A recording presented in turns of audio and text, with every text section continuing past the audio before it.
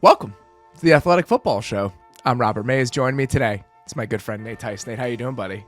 I'm doing very well. I thought this was going to be a book club discussion because it turns out we read the same book, a very popular New York Times bestseller, The Wager. But that was a nice text again. I tweeted and a lot of people reached out and were like, I read it too. And I was like, oh, yeah, it's a popular book, but it's a really good one. David Grant is probably my favorite nonfiction writer. I think he's unbelievable. I read Killers of the Flower Moon before it was optioned for a movie, all that stuff. And I just think his storytelling is incredible. And The Wager, for people who don't know, it's about 19th century, 18th century, 19th century, 18th century. Yep, so it's 18th century Navy or English Navymen. So it's about old boats, right? So I'm on reading this by the pool, and my wife just cannot get enough of this. This is the most old man shit you have ever in your entire book about old boats as we sit here by the pool.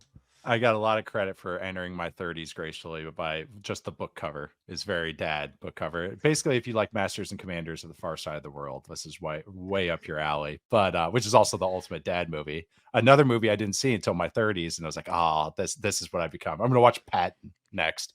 I think with reading that book though, and what you're saying about the writing style is unbelievable of how every piece of information would stick. And I'm like, this guy should be a coach. So credit to being a fantastic, I honestly one of the best books I've read in the last 10 years. I really enjoyed it. I read it in 2 nights, basically 3 nights, I would say. And I flew through it. But anyways, very excited for this next week of football. It's no longer week 13. Hopefully no more quarterback injuries. And here we go. Let's go with week 14.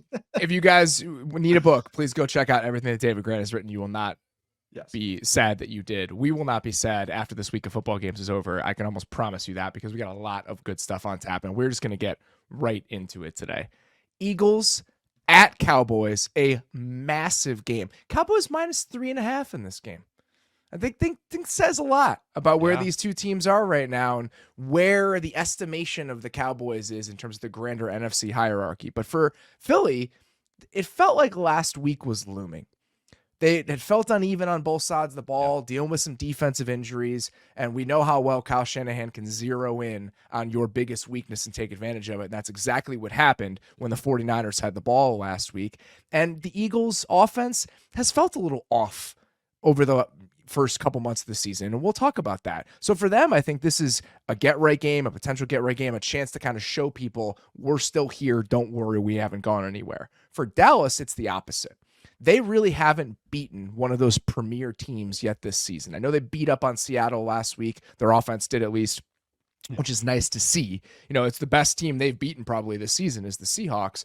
This is a chance to really show what they are for the stretch run, to show that what they've done since the bye against some of the lesser teams in the league is something they can translate to the better teams in the league. And for Dak, this is a monstrous opportunity for him to show that he can beat a great team as part of the MVP discussion. So there is a lot at stake beyond first place in the NFC East that's going to happen this weekend. Yeah, just the Cowboys, and with Dak Prescott, it feels like the rest of the season is in their hands. But they just go through the gauntlet. So if you're saying the Dak Prescott MVP case, which so far he has made a very solid case for it, but he is going to have several premier matchups for this last month of the season. He has a matchup against the Lions, the Bills, I believe was another one in there. And they play the Dolphins. And the Dolphins as well. Several national TV games, including this one against the Eagles, so Sunday night.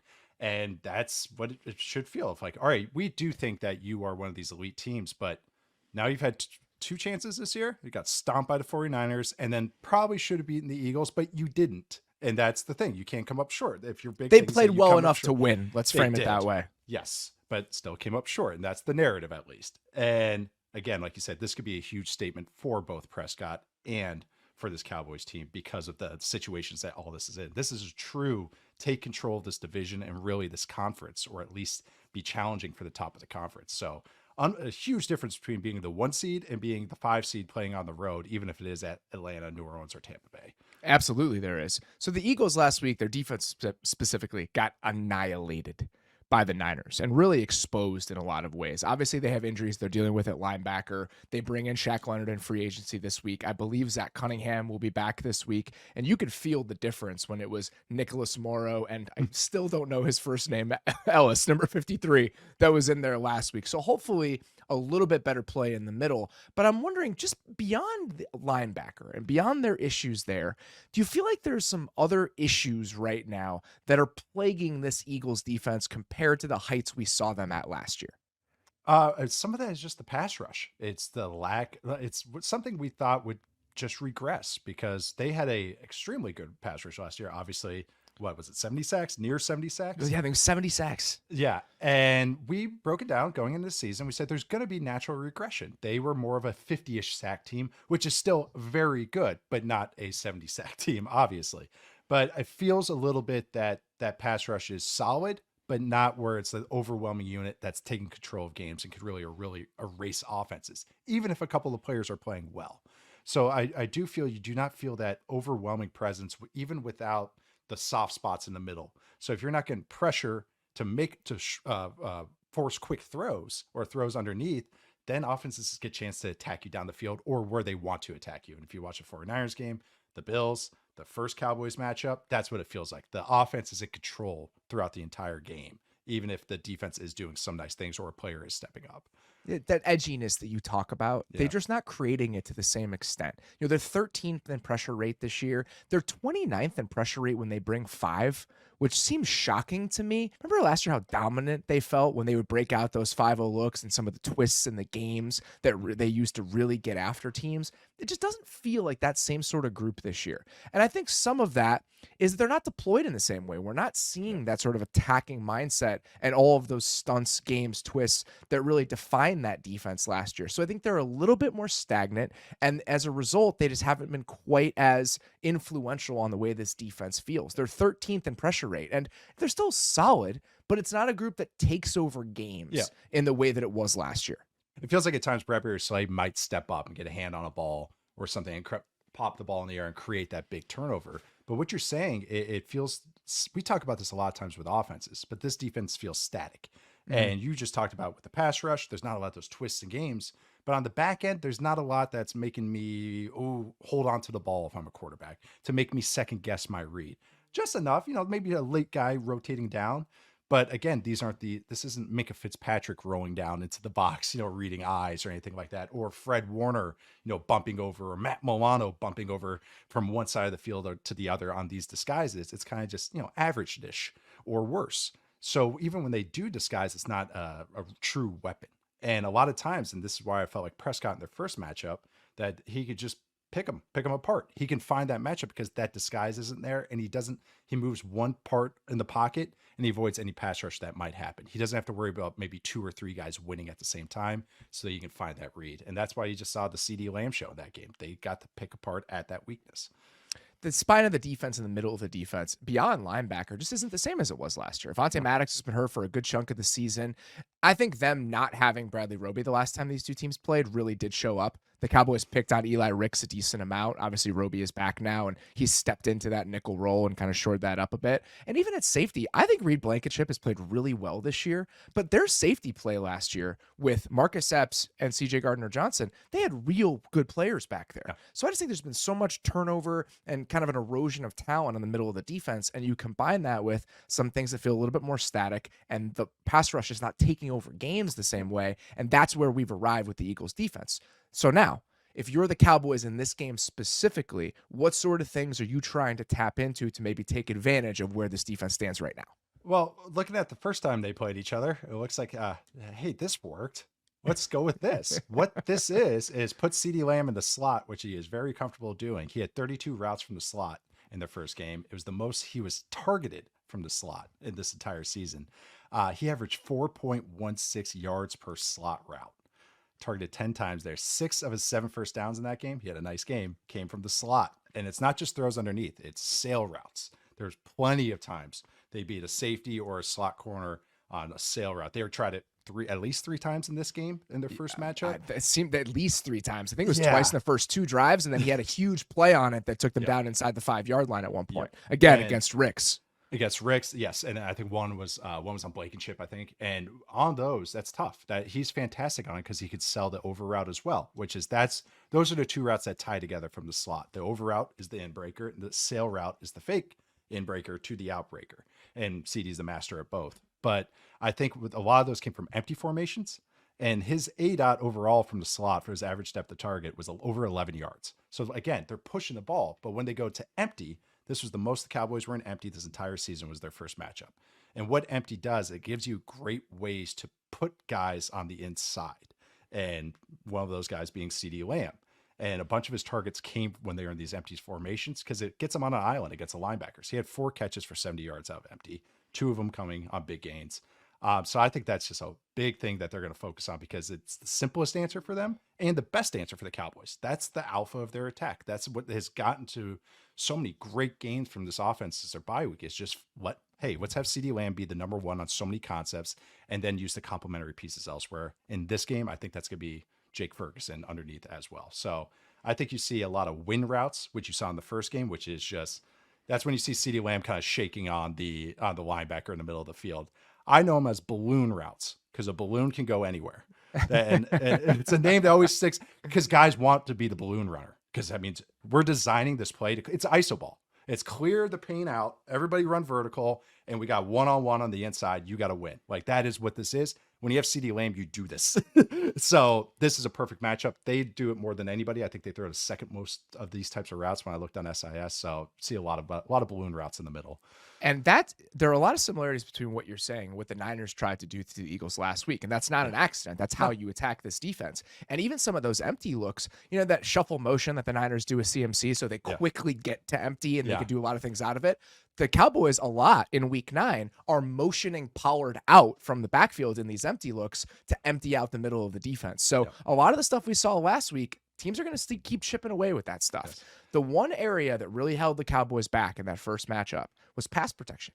Dak took 5 sacks, 3 of them in the fourth quarter. But even when he wasn't getting sacked earlier in the game, he was getting affected earlier in the game. Hassan Reddick put his stamp on the first couple quarters of the game, and he was really taking advantage of Terrence Steele. I would like to see the Cowboys be a little bit more thoughtful about how they account for Reddick in this game. Just get a hand on him.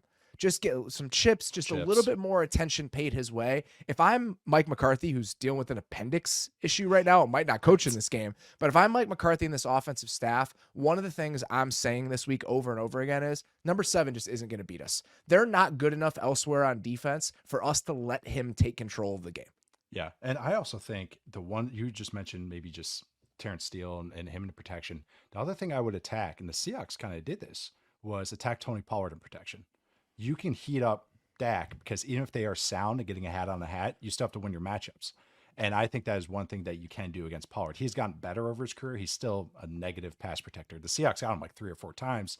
Some of those plays where Dak's moving around on that Thursday night game was because of that. So saying sometimes it's better to, I've said this line many of times, it's a famous line, but better to burn out than to fade away. Kind of sometimes on defense, it's better. Hey, the Broncos started doing it against the Texans last week. They said, screw this, blitz. And it worked because they said, all right, screw this getting gashed by Stroud over and over. Let's heat them up. Let's heat up the run game. The last thing I want to say too, mentioning Pollard, the Cowboys have started running a lot of no running back looks with either 4 receivers and a tight end or 2 tight ends and 3 wide receivers. 18 of these plays since the bye week. And that Turpin touchdown in the first game was out of 0-1 personnel, which is no running backs, 1 tight end, 4 wide receivers. So again, looking for that. What do you want to strain on this Eagles team? Linebackers and safeties. That's another way to do it. Put more receivers on the field. They struggled to run the ball in the first game. Dallas did. They had 21 carries for 73 yards, with 17% success rate. What I did like, though, is when they just got under center and ran the ball, they had some nice moments. Yeah. So I wouldn't mind if they tried to actually, all right, we're going to line up and just run it at you a couple times in this game, because I do think that's possible. But overall, their run game wasn't very efficient the last time these two teams played. So just something to keep in mind. Absolutely. On the other side of the ball, the Eagles offense just feels like it's in a weird place, man. And we've gotten some flashes of this all season, but over the last couple weeks, it really feels like it's crystallized. And some of the stuff that Jalen Hurts has done late in games, the hero plays that he's made, and some of the hero throws earlier in games, a go ball to Devontae Smith against the Bills, some of these other moments where those stars have really taken over. I think I've glossed over just how uncertain the offense feels down in and down out. Jalen Hurts, for whatever reason, just doesn't look very comfortable or assertive in the pocket right now. Whether that's because his knee is banged up or some other reason, I really don't know. I think the Niners game last week is kind of the biggest blinking example we've gotten of this so far, but this offense just doesn't feel like it's settled right now, and I think he's at the center of that. Defenses also realize that A.J. Brown is the most important thing and the most important piece probably through this passing attack on every single down. So that Bills game, Sean McDermott, this defense did a great job of showing one coverage and then making sure that they had cover 2 on A.J. Brown's side, or at least change the post-snap picture, or do both, to Jalen Hurts. And really that's where I'm seeing a lot of the passing struggles, is that changing a post-snap picture. Is them showing single high and getting into to cover 2 or to cover 6, or they show quarters, which is cover 4, and then get into cover 2. Just slightly different looks, but that changes your read. That changes who you key on. That changes who is the number 1 on some concepts. Some concepts, it might be the same guy every time. So I think that it's taking away everything over the middle because he's not even messing with it. And it's just making him funky. Like if he feels like he doesn't have a read, he just kind of waits, and then gets into creation mode. And so I think a lot of that unevenness is happening when they try to throw the ball. And you get the big plays, of course, but when he reads it right or gets to the right place or creates a big play, because he can do that. But having said that, is him as a runner, he's been still as a good scrambler, but him on designed runs outside of QB sneaks has been really poor this year. And not as frequent. Anecdotally, it's they have the second most. It's a little less than last year. You're right, but they have the second most QB design runs outside of QB sneaks, only behind the Ravens with Lamar. Obviously, their rushing success rate's 36% on those. Man. They average 3.7 yards per carry, and to give you guys, that is last in both of those categories. For everyone that majors in this, there's about a dozen teams that have run double digits amount of QB runs. They're last in success rate, last in yards per carry. They're first in stuff rate, meaning 0 or less yards gained. They are last in first down rate. 17 of those Hurts runs, he's got hit at the line of scrimmage. And some of that is him trying to make a play and pulling the ball when he shouldn't be pulling the ball. And I think that's led to some unevenness. He's trying to do something. And I understand this strain. We've all been there. It's quicksand.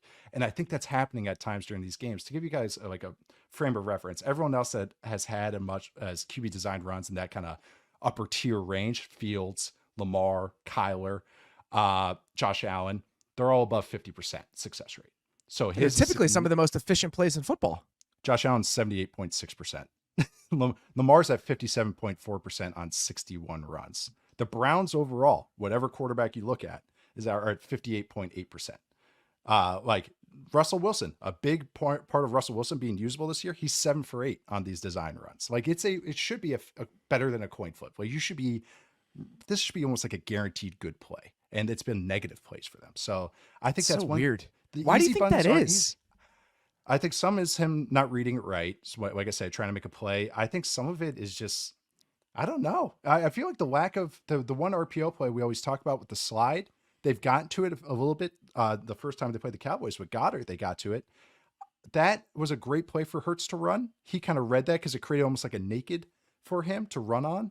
But I think some of these RPO plays, like he'll pull it and defenses are catching up. Like they'll have the linebacker. They tried to do it on like the second drive against Dallas. They tried to run that little slide RPO and they were all over it. He just ate a sack. Yes. There was just no answer on it. And that's the thing too. Those are supposed to be safe plays, 0 yards at worst. And now they're taking -5. They're taking negatives. -6. And so it's all adding up. I know. So it's weird because it's truly what I think the easiest answer I can give, no pun intended, is that the easy buttons have become very hard for them. And that's what's created some of this unevenness, that now they just get the explosive plays, but they don't get that kind of down to down where they're just pounding people down 6-8 yard gains one after another.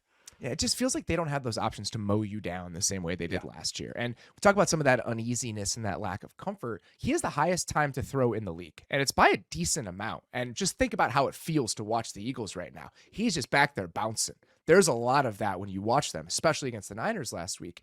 And if you look at the coverages that teams are playing against them, they're throwing a wider menu of stuff at the Eagles this year than they did last year. So last year, they faced the 3rd highest rate of man coverage in the league on early downs. It was like 22% of snaps. Okay. This year, they're 23rd. It's gone from 22% to 14%. Those 8 percentage points, almost all of them have gone to quarters. So teams are playing more quarters against the Eagles on early downs and on third down. On third down, they've swapped the amount of cover 0 they were playing and put it into quarters. So man and kind of easy answer blitzes where we know what's coming, that has been taken off the table, and it's been replaced with more, you don't know what we're doing. This is the show that we're going to present to you. And I think the Eagles have struggled to find answers against those looks. And the run game, it would seem, okay, so what is the sliding scale? If you're going to play more umbrella coverage, we should be able to have more advantageous run looks. And they have, okay? This year, 38% of their runs have come into light boxes. Last year, it was only 32%. But when teams have put more bodies in the box this year, they have not been able to dictate the way they could last year. So last year, they were second in rushing success rate and rushing EPA when 7 or 8 guys were in the box. This year, they're 13th in EPA and 10th in rushing success rate. So all of these ways that it felt like the Eagles could just be like, fuck you, no matter what you were doing to them, they don't have those this year. And you combine that with some of the uneasiness that it feels like we're seeing when they drop back to pass, and you're landing on the results that we're seeing right now. Like even the QB run that won the game against the Bills, and a lot was made about that. And it was really the Bills lost their heads as opposed to like the Eagles. Every team now has a check when the Eagles are in empty. They go, we're not going to let you get to that run. Like, so I talked about the 49ers game, but even other opponents, why that matters is if you're not going to run a ton of stuff, and we have commended the Eagles saying like, hey, they don't have to because they have such good players. Well, the best teams are going like, well, we'll just take them away from you.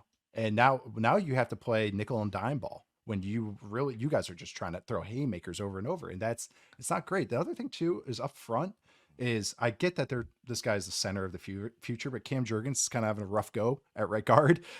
Different type of player that they usually have there. He's a little more leaner and more athletic. You understand why he's going to replace Kelsey down the road. He was the Kelsey guy. Yeah. I always thought of him as center only. So I always thought it was interesting that they're like, no, we're going to have him at guard too. And I was like, okay, all right, I get athletic guys next to each other, but you usually only just want one of those guys. And there's some weight to that. And this is from Lane Johnson injury too. The Eagles are way better running left than right. They are it's a 7% difference in success rate. It is a 0.09 difference in EPA per attempt. They are positive in EPA per attempt running to the left, 0.03 EPA per attempt, 189 rushes. Going to the right, negative 0.08 on 133 rushes. So it's enough of a difference that you can see it on film. I looked into this numbers because I was watching it against the Bills. Every time they ran to the right, something messy was happening. Lane Johnson, of course, was out. But, if he's going to be banged up, you got to understand this. Like, this might be a thing that comes down the road. So they just have uneasiness, unevenness, I think is the best way to describe how this Eagles team does. But at any time, they can hit you with a haymaker. So that's why you can't get lulled to sleep against them. I would say attack outside. For them, pepper A.J. Brown, Devontae Smith on stop routes on the outside until they could stop it. Well, what's interesting is that all these things we're talking about where teams are presenting this wide coverage menu, and that's why the Eagles are having a little bit more trouble. That's not how the Cowboys play. No. The Cowboys change ups. They play a ton of man coverage. They get to like these really funky versions of designer cover 2. Yeah. And the Eagles actually got them a couple times in the first matchup because they're out of position. So the soundness on defense that has presented problems to the Eagles a lot this season, the Cowboys aren't that type of team. It's much more volatile. Yes. That volatility, are you a little bit worried about what the Cowboys looked like on defense last week against Seattle? Some of it is their personality of this Cowboys defense, where I think at times they played down. This is the team that lost to the Cardinals this year, before Josh Dobbs Cardinals, not Kyler Murray or Cardinals. So that they can have these moments where they just kind of have lapses. So I still have the same concerns. I actually think what you just said about they are not that kind of like standard defense that runs like a lot of sound coverages. It's more about the chaos that they want to create. Is who are the best teams in the NFC that can beat you with soundness with their offense? 49ers. So again, it's the classic Cowboys conundrum. Nice, CCC. Classic Cowboys conundrum is that against all the teams lesser than them, they could beat up everybody. Against the best teams, I do have some worries, but I do think the Eagles game, they can hang because they do have those weapons up front, but they're going to get caught a couple times, I think. It feels right now like if the Cowboys pass rush isn't getting home, their guys are on islands often enough that you're starting to live dangerously. Yeah. And the Seahawks made so many close on the margins plays in that game where it's an inch here, it's an inch there. But if the pass rush doesn't get home, which it wasn't, they were affecting the game consistently, but they weren't finishing plays against Seattle. There are plays to be had against the secondary because of how aggressive they are. So I think it's the same sort of style that applies to this game. There are going to be plays to be had on the outside if you can hold up in pass protection. Yep. And we know this Eagles offensive line, even with some uneasiness everywhere else, that is still a very good group. So I wouldn't be surprised if we saw some of those gashes in this game the same way we have in other Eagles games this year and in other games against the Cowboys this year. Yeah, I think you're going to see, I would say, a lot of stuff towards the sidelines because that's how I attack this Cowboys team. It's just at them over and over and over and over and over. It helps to have Goddard back. There was a really interesting example when I was rewatching the Niners game from last weekend and then the Cowboys game from week 9. They had 2 corner routes to the tight end. I think it was both came against man coverage. Against the Cowboys, Jalen rips it to Dallas Goddard. It's a huge play. I think it was 4th down even, and it was down in the red zone. Yeah, it was. Yeah. Monstrous first down. They go on and score. Last week, it was one of the other tight ends. I can't remember if it was Stoll or Calcaterra. Same sort of idea. He has it, turns it down. So having those guys back and having somebody that you really have a ton of faith in, maybe that helps with some of that indecisiveness that we're seeing right now. It's funny you say that because as you're bringing up those examples, the other one is the slide RPO we're talking about. Against the Cowboys, it goes huge gain to Dallas Goedert, play he actually got hurt on. Then they run it with Jack Stoll, and he gets rocked, and the ball gets tipped up, and it turns into an interception against the Bills. It's like sometimes the players help out with some of the scheme stuff, just getting open or helping it out a little bit. Let's get to the other game of the week here, and that is the Bills against the Chiefs. Someone that's lost its shine a little bit compared to what we might have expected coming in before the season, but is still a hugely important game. And the Bills are in perpetual must-win situations at this point. And for the Chiefs, it's been sort of a strange season. They haven't looked dominant. I think this is more about understanding between now and the end of the year where they fit in the hierarchy of the AFC race. We have very important questions about 2 units in this game specifically. For the Chiefs and their offense, the question is this group good enough to win a Super Bowl? And I think it's a valid question at this point based on the way things are going. For the Bills and their defense, the question is this group good enough to get us into the postseason, or are they going to hold the offense back now that we've seen what the offense is capable of over the last couple weeks? Yeah, the Bills defense is don't embarrass me in front of the wizard. That is like, can we play to the level that Josh Allen is not embarrassed of us? I'm like, please don't embarrass me in front of the wizard. That's what it feels like with them. But I'm going to start with the Chiefs offense because is that okay? Can I go? Of course it is. I would say the number one thing that was the cause of concern, and I know so much has been made about their secondary receivers, or the receivers, I should say, secondary pass catchers outside Travis Kelce. I would say the run game was my biggest concern for a long time. The Dolphins game being the most stark example where I was like, oh, they're going to pound the rock on these guys. And they just got their asses kicked. This is supposed to be a strength of this team, this Chiefs offensive line. The run game is they won't run the ball a ton. Andy Reid has been always a heavy pass guy, even when he was with the Eagles, with Donovan McNabb, always pass heavy, but they were always efficient. Even with the Chiefs, they've always been efficient with Mahomes, a top 6-ish run efficiency every single year. So post-bye, yes, going against the Packers defense does help. Don't get me wrong. But post-bye, it seems to me that they're figuring it out and they're committing to it, and it cleaned up some details. To me, it was really disappointing. Some guys were just losing. Trey Smith was just losing. And it seems to me they had a little pride check. And that can happen at times where you're trying to figure out what's wrong with the run game. And it's hard to pin down because every play, it's somebody different. Somebody slipped. Somebody did this. Somebody did that. And Trey Smith is somebody you're supposed to be able to lean on in those situations. Yes. So that's why it's a little bit surprising. Yeah. And now it seems to me that they figure out, okay, we're a little bit better of a zone team, but maybe last year we had Orlando Brown, and that helps to do certain other types of runs. Now we have Donovan Smith and Jawan Taylor. Taylor is more athletic, maybe better for zones. Donovan can do a little bit of everything. But I was kind of like in this matchup, I was like, I want to look at like what they would lean into because they run everything. Andy Heck will run any type of run scheme. There's offensive line coach. Offensive line coach. I'm trying to be better, going like ... the explainer with them. The thing is, I was like, okay, if I'm playing the Bills, what do? Get upfield, right? Okay, they fly upfield. All right, pin pull. All right, I'm gonna crash down, wide receiver crash down, tight end crash down, get outside. The Bills smoke pin pull. Like it's like 20% success rate on like 60 runs. All these stats are from SIS, by the way. I should attribute this to them. I'm getting better at looking at their concept stuff. So, all right, All right, next thing. Okay, what am I looking at? Duo. Safeties are out of the box. Pound the rock on duo. Bills smoke duo. Crush it below 30%. Like a ton of runs on it too, because other people have the same thought I do. All right. So what do we do? All right, what else can we look at? All right, zone. They're good against zone too. And why all this is, what's the Bills' strength? Their safeties. They get involved on those runs. Those guys fly down and can get involved in those runs.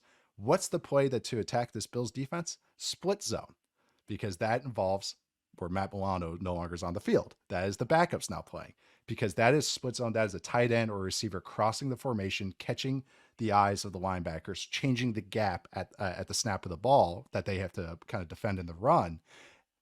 Bills are susceptible to it. I was like, yes, I found something. Because again, this is all film based, and then I work from there.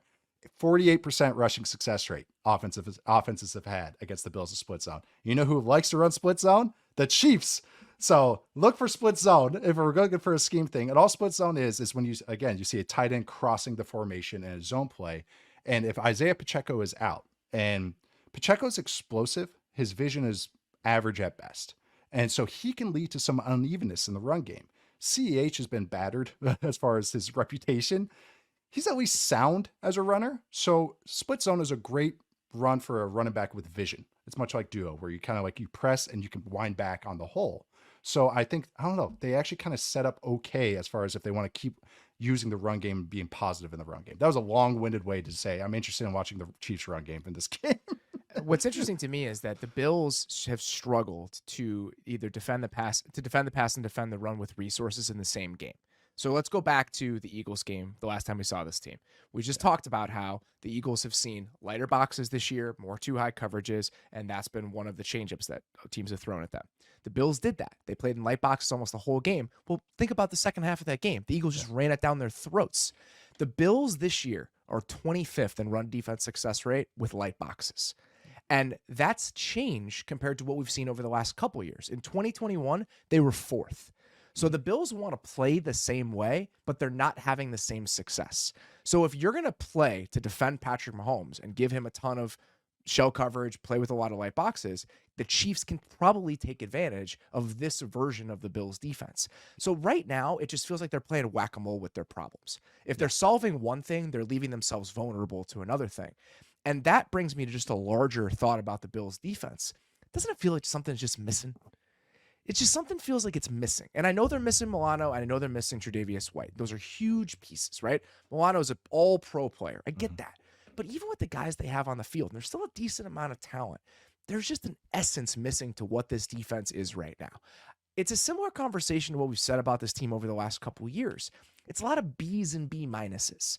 And that's okay if those guys are deployed in a way that makes sense and makes them greater than the sum of their parts. I don't think even the current version of the banged up Bills is that much worse from a talent perspective than the Ravens are. Kyle Hamilton's a very good player. I think Roquan Smith is a needle mover. They've got some budding or true superstars. But I think the scheme really lifts every single one of those pieces. When you're watching the Bills right now, I don't feel that. I don't feel that collective lift that you see with some of the best defenses in the league right now. And I think that's where we've left the Bills. That's where they are right now. When I watch the Bills defense, they feel like an offense, they almost feel like that Cowboys offense going against the 49ers, where it's like, you guys can do a lot of efficient stuff and that's fine. There's no explosives. Yeah. There's no those TFLs, those sacks, the constant pressures. Again, watching that Eagles game, they did play well for a lot of the game. They felt like once they got off the opening script, as far as like the defense, usually that's an offense only term. But it felt like once they kind of ran out of ball plays, that it was like, oh shoot, what now? And what those ball plays were, well, we're talking about the Eagles side, but on the Bills defense is all those disguise coverages, all that funkiness. Anytime they didn't, if you just watch that 2-minute drive or near 2-minute before the half, Hurts and this offense was able to gash him. We're able to gash him because they knew what coverage they were getting. They don't have that overwhelming talent to, if so, are you saying that if you don't disguise every single coverage and you get caught in just a static look, you can't defend? That's what it felt like in that Eagles game. I could count on my hand, maybe 6 times they didn't disguise. I think all 6 ended up being positive plays, like real good plays for the Eagles. And so it's just a hard way to live because you know what the Eagles did? They went tempo. Hey, you can't disguise. We don't care about your disguise. We're going to catch you. all right, teams can go tempo on you. That's pretty scary to go against. I will say, I'm talking about both sides of my mouth here, is that I want to commend them for trying to do all the sky stuff and doing all that, but there's a limit to it because of just what you said, the B- and Bs. I think I'm interested to see how they come out of a bye week and what they do and what they build out. They got Rasul Douglas for another week. I'm just curious, like what other twists, if they did that against the Eagles. All right, are you getting into this game plan heavy, almost Lou Anarumo way of living, where it's like week to week we got kitchen sink it? That's how they have to be, though. And so because think about the talent comparison between those two teams. I think it's a similar conversation where it's a lot of B players, and unless they're deployed in a hyper-focused way that is designed to exploit the offense they're playing against, you're going to see some of the gaps and see some of the holes. That's what the Bills defense feels like to me right now. Absolutely. Something to monitor between now and the end of the year. If for those of you who've seen it, I'm sure a lot of people saw clips of it on social media today. Ty Dunn's story about Sean McDermott and the state of the Bills right now on his site going long. I think we're on a little bit of Sean McDermott watch. And I felt like this even before that story came out, because now you fired the defensive coordinator, you fired the offensive coordinator, and if you fall short again, there aren't that many people to turn to.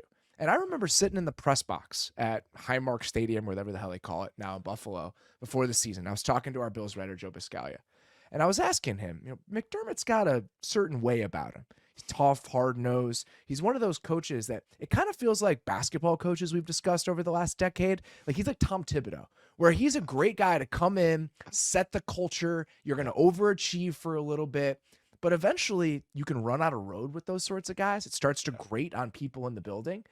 Are we going to get to a place where if they're not in AFC championship games and there's not clear progress, is it going to start to wear on players, coaches, other people in the building to the point where you're going to run into a dead end with this group? I'm not going there yet, but I think that our antenna should be up about this sort of thing right now as it relates to Buffalo. Yeah, that if that's just the tip of the iceberg for some of these stories, that's might be interesting once the whole lid comes off, because those are some interesting ones. I'm not going to repeat any because I don't want to spoil any from anybody. you should go read the piece. Ty does great work. You should go read the story. The last I was going to say the last little thing thing of focusing on, we took Rashee Rice with the Chiefs is just when I know I just made a whole big deal. I'm not worried about the secondary catchers for everything for the Chiefs. How the Chiefs are using Rice has been, I thought, is a very good way to use him. But it was interesting is that so different than what I thought he would be at SMU, which was more of a explosive ball winner, I guess. He was like an outside the numbers, like jump ball guy, wasn't he? Yeah.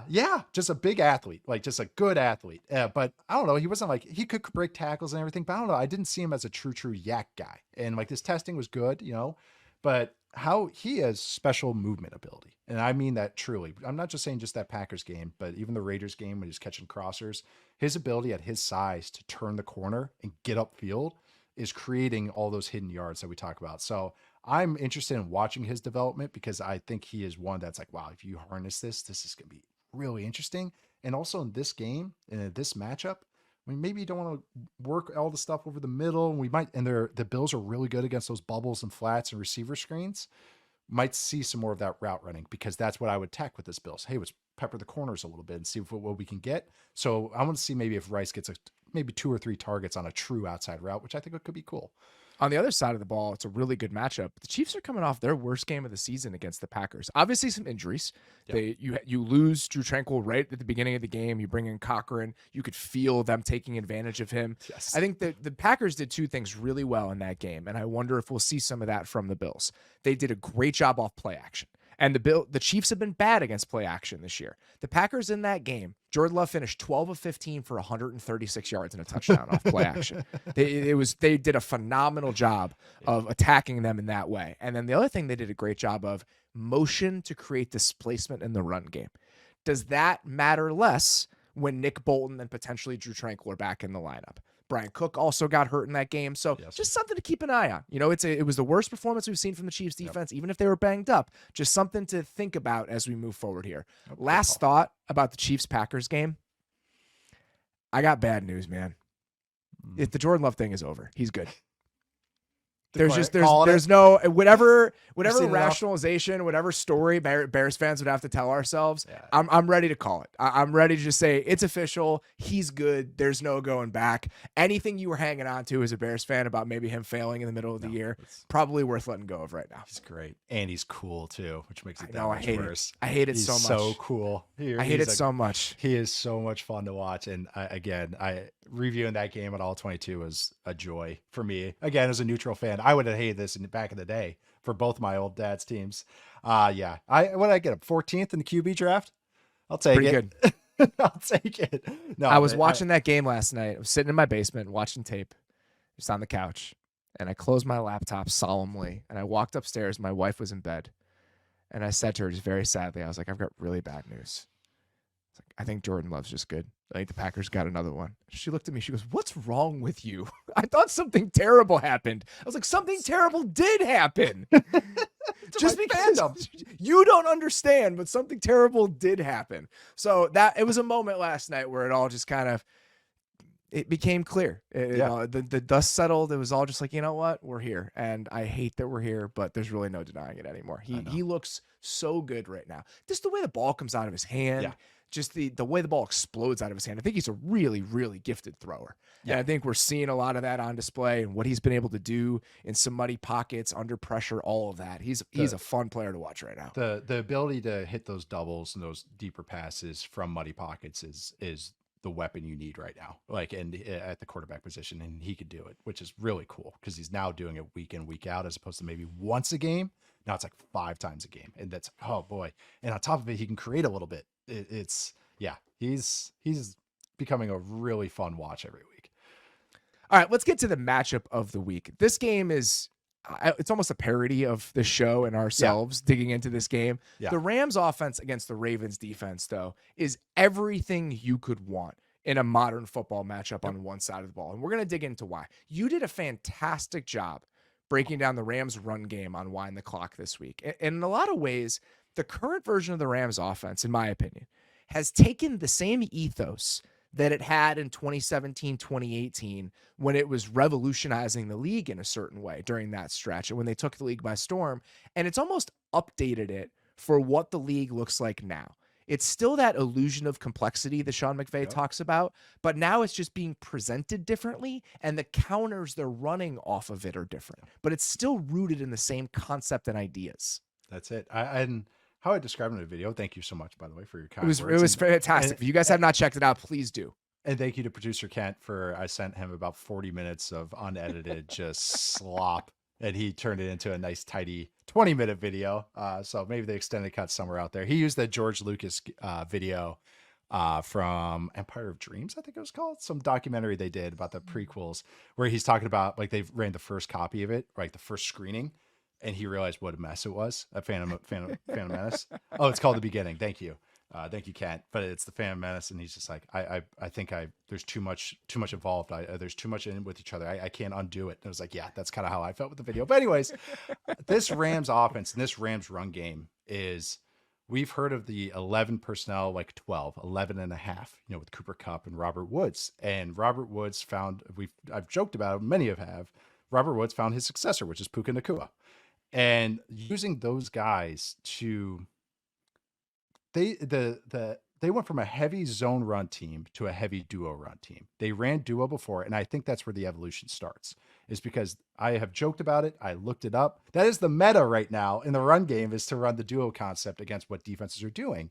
And the Rams went from, that's our changeup, to now that's our fastball.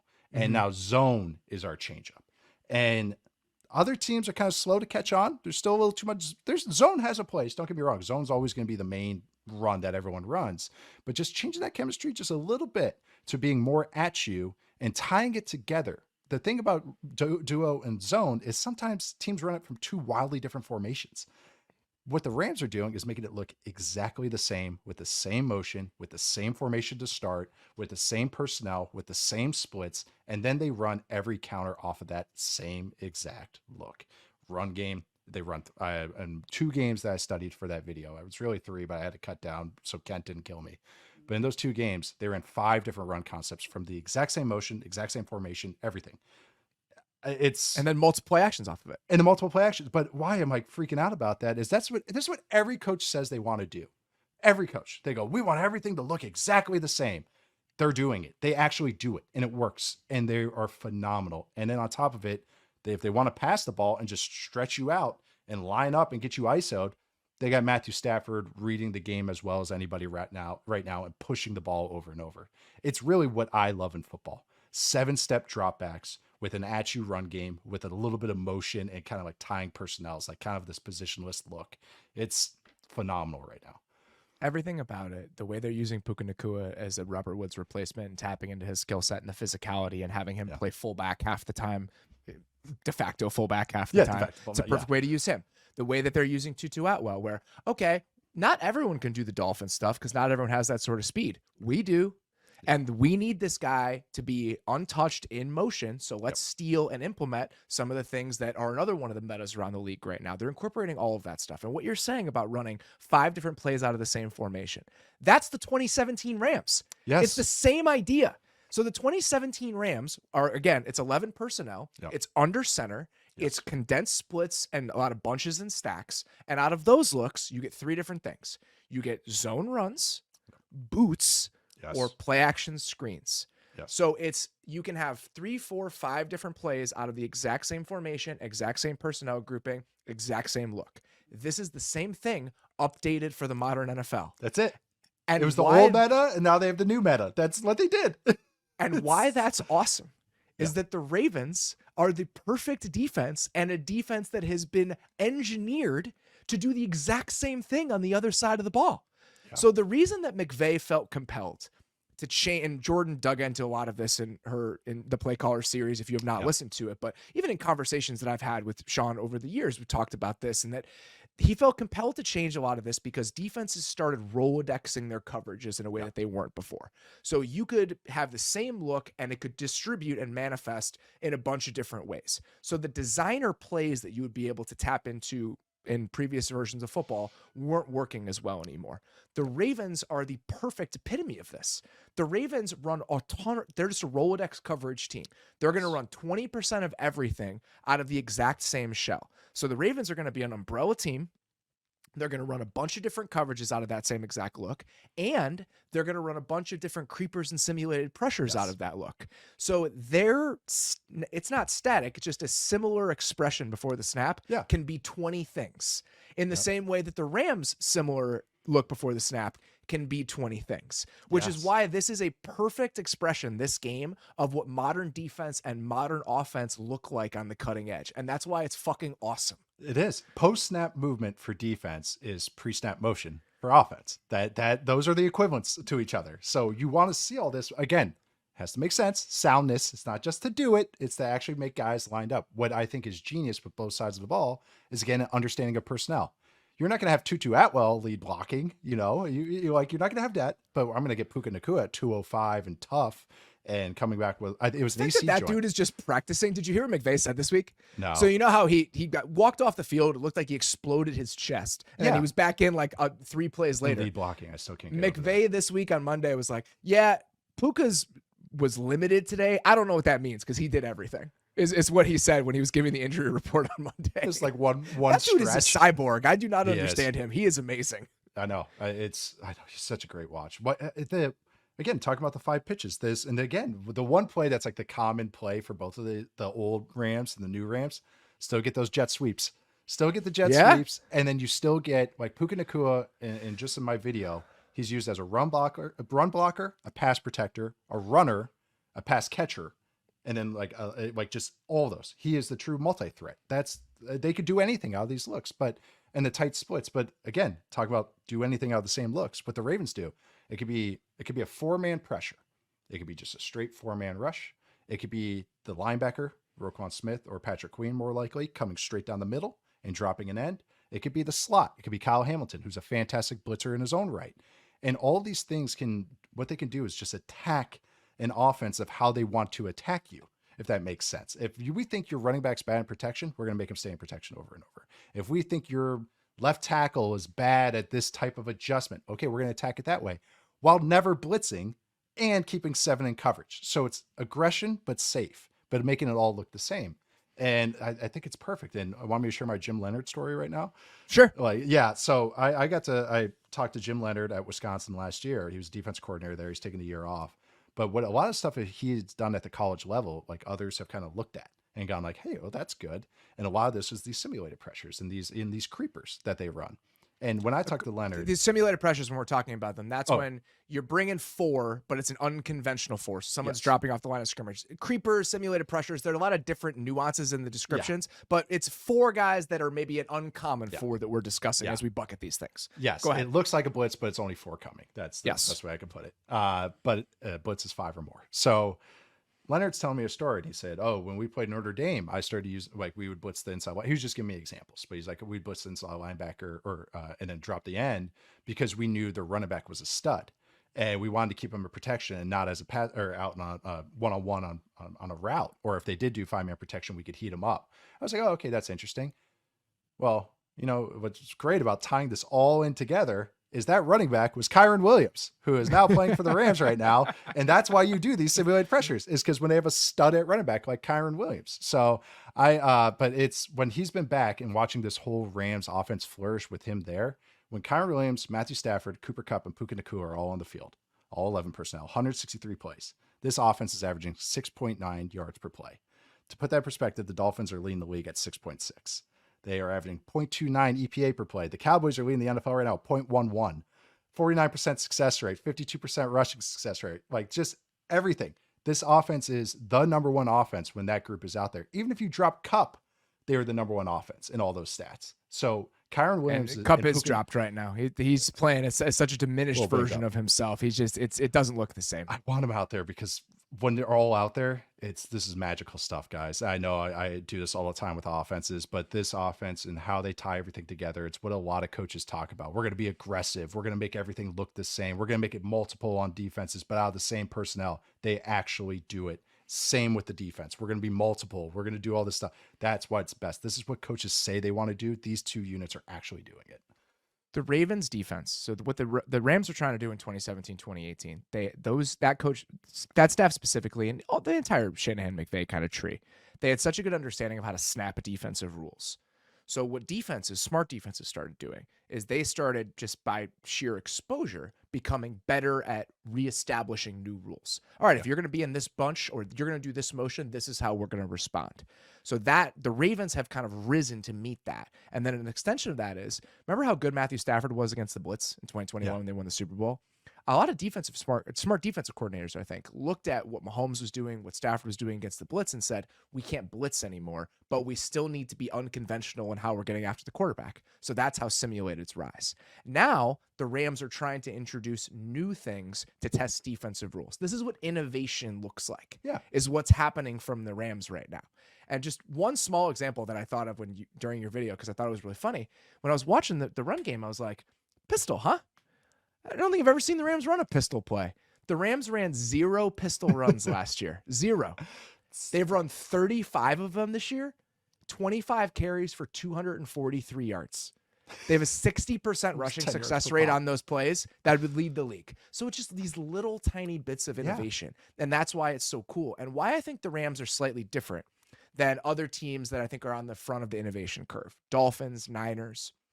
I think the Dolphins and Niners skill position talent is so singular that you can't really learn a ton from the things that they're doing because you can't replicate it. I think the Rams personnel is human enough that to me, they're almost the purest expression of these ideas because it's more about the ideas themselves than it is about having the best players at every single one of these positions.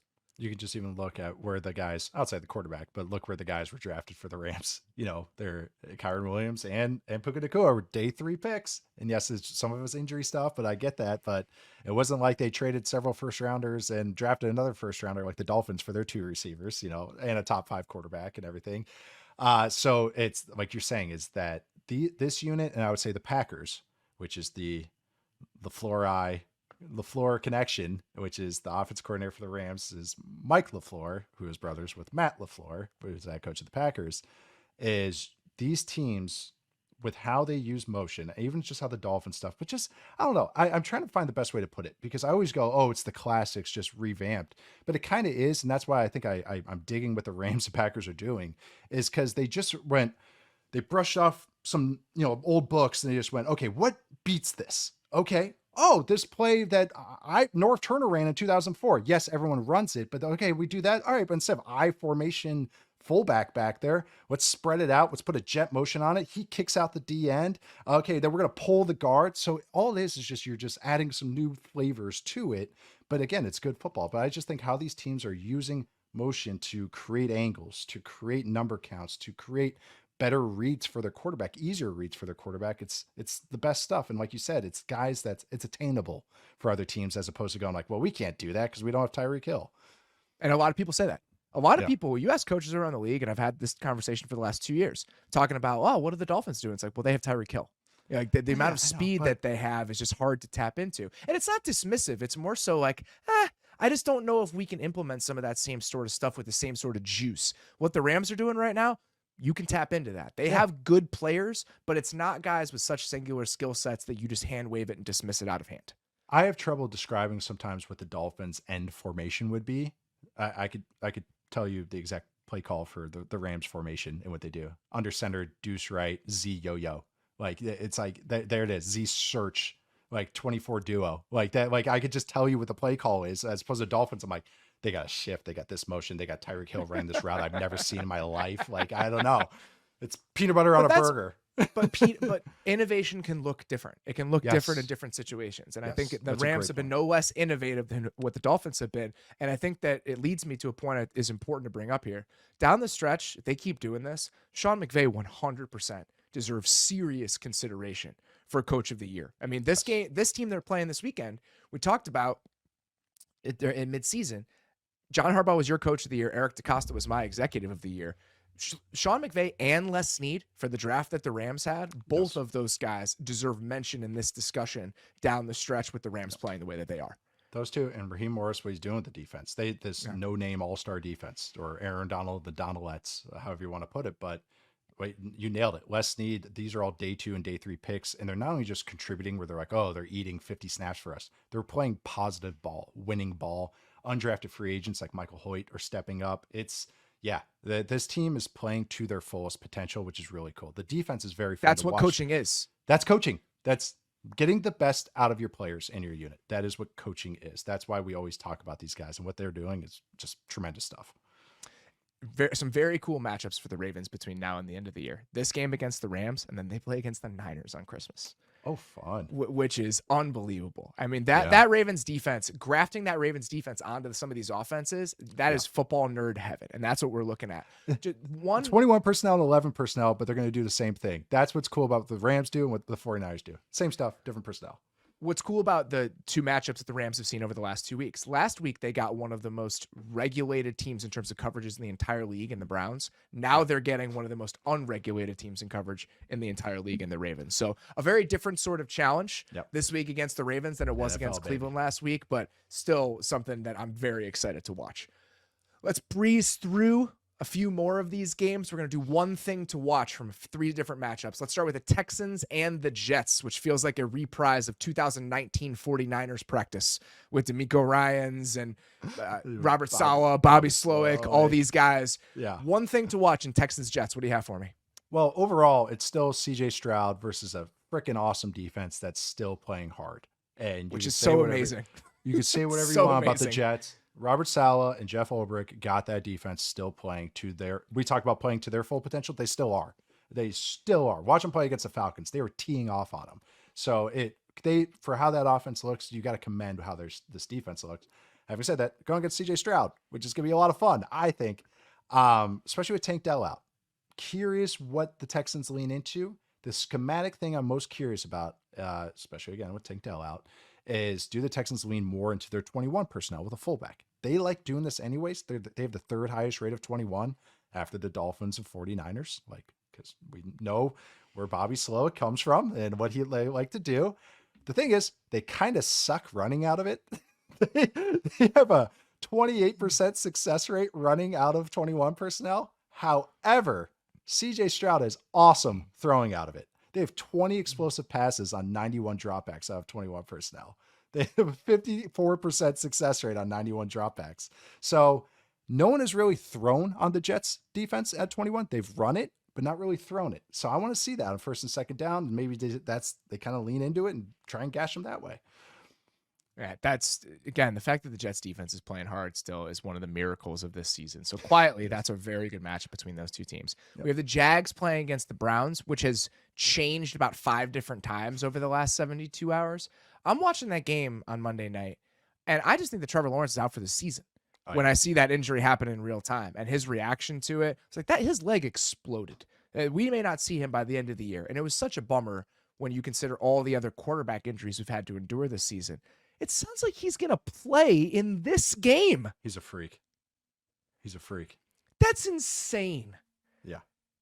Even if it's just a high ankle sprain, I think that's really impressive. But the idea after that moment on Monday where I think that's it, his season is over, to him playing on Thursday, that's twice in the last 2 years where his leg got folded in half, and we're going to see him play either plays or days after that injury happens. It's a short week too. That's even crazier. And like Mahomes did it, but he did the conference championship game, which was against the Bengals last year. High ankles are no joke. Like that's a true 6-week injury until you feel like everyone feels right after 2 weeks, but you don't get any of your explosiveness back till 6 weeks. So he's a freak. Yeah, it's gonna be very, very interesting to see how he plays. Also Parker Washington, who had a nice game that day, didn't look on his route. He didn't. That's why he got hurt. I think Parker Washington admitted that afterwards. I think he talked. You about can see that in real time. Yeah. Because I'm looking, he's supposed to, I think, hitch in the slot, and he just kept running. Then he turned, and you could see Trevor on the ground with his ankle probably just throbbing, probably where the adrenaline's still going. He's just screaming at Parker Washington. He's just But I will say, Jags fans almost were like, we saw emotion out of Trevor, and I feel like Jags fans actually were like, kind of got some kind of grittiness with him. I don't know. There was actually some morale almost boosted even with that loss, I guess. But I guess him coming back is a great morale booster too. Losing Christian Kirk is huge, though. Huge. Such an important aspect of this offense, such an important piece of this offense, and them finding explosive plays. And on the other side, the Browns get Denzel Ward back. And that is so important for this Browns defense because we just talked about it, how they are one of the most consistent teams in the certain types of coverages they run. The amount of man that they play and the kind of FU style of defense they play, you need FU players to do that. And when the talent starts to diminish a little bit, you see some of the holes in that sort of approach. And so they're dropping Mike Ford in there for Denzel Ward last week, the Rams are just picking at it because they can. So getting Denzel Ward back and having that secondary be at full strength, to me, matters more to the Browns than almost any other team in the NFL. And it's going to be huge this week against the Jags if Trevor Lawrence is going to play. If anyone watched that game, watch who Stafford was picking on. I thought it was Martin Emerson at first, and I was like, man, I like Emerson. He's getting baited over and over. It was not Martin Emerson. So sorry, Martin. But yes, Denzel Ward coming back will be huge for that still talented Browns defense. Last game, one I did not anticipate having to talk about before the Monday night game, is the Colts playing the Bengals. We have to pay attention to this because the Bengals are right back in it now. And Jake Browning played the game of his life on Monday, a game I never would have anticipated him playing. But if he's going to play like that, the Bengals are at least interesting in this thing. So this is a monstrous game in the AFC wildcard picture, even if it wasn't one we would have had circled with Gardner Minshew and Jake Browning earlier in this season. Unless you were an Apple Cup fan. That's it. A rematch of Wazoo versus Washington. So yeah, but it's a huge game for both sides. And just watching, I mean, both on backup quarterbacks, technically, even if Minshew's started more than Anthony Richardson this year. Low key geography rivalry. You looked it up, I believe, in the pre-show. Was it the second? They're like 90 minutes away from each other. It's like the second closest stadium proximity in the league. Low key, kind of got one of those. It's kind of underrated. You don't really realize that until you kind of around the Midwest. But I'm Browning, to me, knows what he's doing. I just know that sounds like such a backhanded compliment. What was cool watching the Jags game is he was getting there. I think sometimes with these quarterbacks, these backups, it's like they know what to do, but they know what they are. Browning, though, was pushing the ball when he needed to. He's creating a couple throws. He's a good runner. So it was like, hey, and going against Minshew, who kind of is the same boat, these guys are the best of their bunch, I guess is a good way to put it. So at least it's not going to be like bad quarterback play, even if it's the backups, because I actually think they play fine, functional ball. All right, those are the games we're going to chat about. It is time for Win My Fourth Screen. For anyone who is unfamiliar with this, each week I solicit arguments for which game belongs on my fourth TV in the early slate. The winner is often the saddest, most pathetic, just most depressing game possible. And this week, our argument comes from Robert Kowecki. He says, "Hey there, Robert and Nate and Beller. I apologize for the novel this turned into, but this is the first time I've allowed myself to feel something about this team in quite some time. And this is the result. This is why you should watch the Panthers-Saints game this week." Okay. I need to lead off by saying I always appreciate Robert's Bears-induced nihilism, and I've started to realize why. Because my various sports fandoms have brought out the same trait in me over time, usually by either being perpetual bottom feeders or by showing occasional flashes of brilliance to get me overly invested, just to rip my heart out in the biggest moments. The team that embodies that the most is my beloved Carolina Panthers, because those seem to be their only two states of being, the peaks of two heartbreaking Super Bowl losses, faintly visible above a decades-long fog of mediocrity. I didn't have particularly high expectations coming into this season. I was just hoping to catch some glimpses of hope for a brighter future in what projected to be a pretty boring, mediocre team. I wasn't 100% convinced with them taking Bryce Young number 1 overall, but they traded the farm to go up and get their guy, so I gave them the benefit of the doubt. Now, 2/3 of the way through the season, the only word I can conjure to describe this team and its future is bleak. Let's do a brief recap. Remember the report in early October that the Panthers were in the market for a number 1 receiver the week after DJ Moore went off for 230 yards and 3 touchdowns? That's when I started to turn into the Joker. And then Frank Reich's comments about overbearing ownership and the implication that the owners determined the pick at number 1 as CJ Stroud was breaking out. There was nothing I could do but throw up my hands and laugh at the absurdity of it all. If that wasn't enough, let's switch play callers a few times for good measure as we circle the drain. Hearing Frank Reich got fired was like hearing that a really old relative finally croaked. Oh man, that makes me really sad, but I'm also surprised he lasted this long. Enjoy that number 1 pick, Robert. On the other side of the game is the Saints, a team that is starting to feel like the Doomsday Cult from Parks and Rec. They're convinced the end is near, so they're going to keep writing checks with a wink and then be shocked when they're cashed. But somehow they keep doing it year after year, as if the Saints winning 7 games each year is the only thing holding our world together. And it'll likely be Jameis Winston starting at quarterback for the Saints this week. This one needs no explanation. If reading that sentence didn't make you smile, you are dead inside. So tune into this game to see 3 entities cursed by their own Sisyphusian task. The Saints being the Saints, Jameis being Jameis, and the Panthers being the bane of my existence. Yours in sports nihilism, Robert from Ithaca. Very nice. Very nice. Strong. It's a sad, entry. sad game between the Panthers and the Saints this week. A sad, sad game. Speaking of sad, Wins League update for all you guys. You're up by 6. It's over. It is so over. Even with Jake Browning. Jake Browning, he beat the Jags, who were also one of my teams. So the fact that the Jake Browning moment isn't even something that I could have enjoyed is awful. I actually had that thought. I was like, oh man, hey, Browning's showing life for him. Like Robert's in this. And I was like, oh yeah, he has the Jags too. Oh, and Trevor got hurt. That when the Trevor got hurt, I was like, you gotta be kidding me. Unbelievable. You gotta be kidding me. So maybe the Jake Browning thing keeps it somewhat interesting down the back half, but the Chargers are such a mess that I don't think it really matters. The one thing I really did enjoy in my fantasy league, I had a buddy who was up by like 45 points heading into that game, and he and I have a pick swap on my first round pick this year. So if he finished like in the bottom 5 or like 5 through 10, I would have had to give him my first round pick, but he lost. So now I don't have to give it up. So now I have 2 top 4 rookie picks in this draft. And it was my friend O's too, Watching O's lose that game while he was going in up by 45 going against Mixon and Jamar Chase. It made it all worth it, even if I'm going to have to pay off this bet in 2 months. I, as a long time knower of what the kind of draft picks the Timberwolves are giving away and a lot of protected picks that have happened. They had a Clipper-geddon for a long time, and the Clippers could never get this unprotected pick because it was protected for years because they traded it and they're like, oh, the Wolves will make the playoffs again, surely. But it took so long for the Wolves to make the playoffs and that the protections came off and so it became unprotected. But Clipper-geddon ended up turning into Austin Rivers. So it wasn't too bad.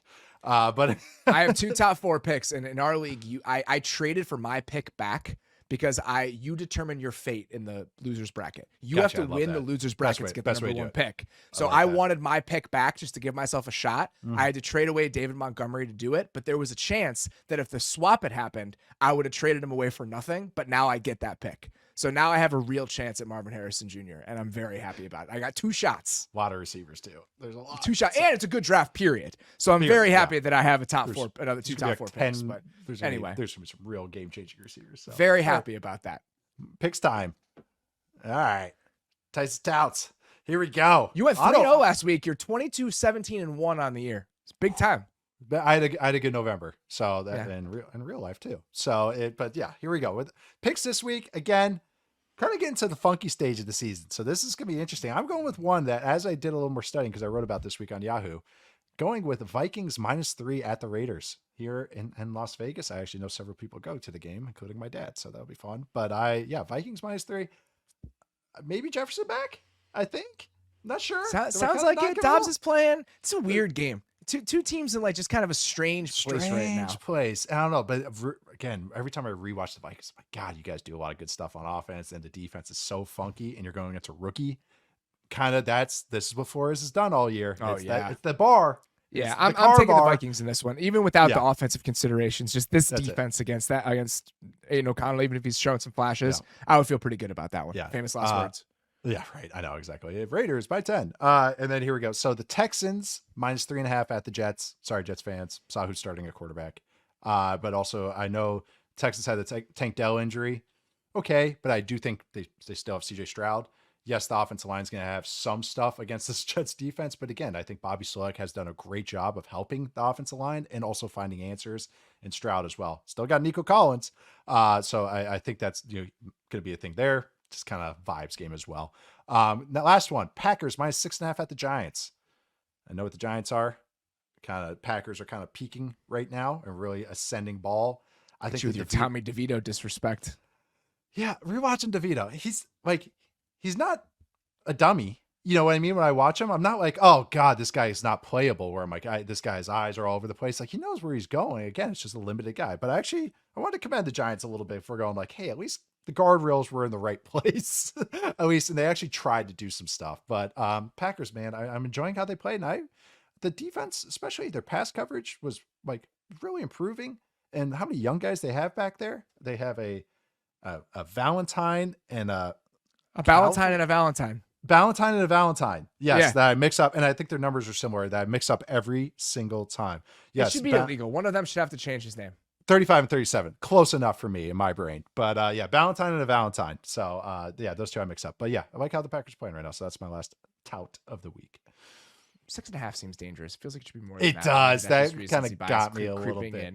Almost went Dolphins -13, but I was kind of like, the big spreads. Big spreads are a little iffy sometimes. That's all we got for today. We're doing a live show after the Thursday night game tonight. Part of me wanted to just call it off. Part of me was going to reach out to you on Wednesday and be like, maybe we shouldn't. But I think that's cowardice. I think that just shows a lack of heart. I think that we should endure this game and talk about it. I feel like something special is going to happen. Something weird is going to happen. So please go check out our very sad Thursday night football recap. Not Bear sadness. Not Bear sadness. No, just no fandom sadness, but just the state of the NFL sadness around this game. We'll be back doing that on YouTube. We'll be back here doing our Week 14 recap on Sunday, so please come back and check that out. For now, that is all we got. Appreciate you guys listening. We'll talk to you soon.